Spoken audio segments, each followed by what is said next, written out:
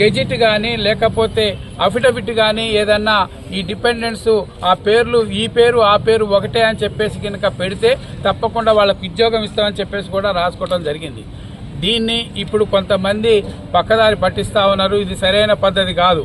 ఎందుకంటే క్లియర్గా అగ్రిమెంట్ చేశాం.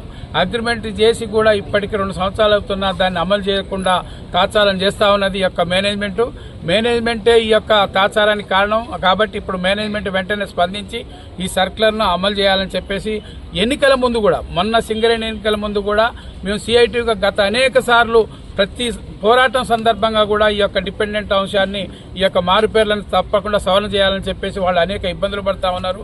ఉద్యోగాలు రాక ఒక పక్కన ఇంకో పక్కన ఇంటి దగ్గర ఒక పేరు ఇక్కడ ఒక పేరుండి మొత్తం పెన్షన్ రాక అనేక ఇబ్బందులు పడతా ఉన్నారు. ల్యాండ్స్ విషయంలో కావచ్చు అనేక విషయాలలో ఇబ్బంది పడతా ఉన్నారు. కాబట్టి తప్పకుండా అమలు చేయాలని చెప్పేసి నిరంతరం పోరాటం చేస్తున్నారు.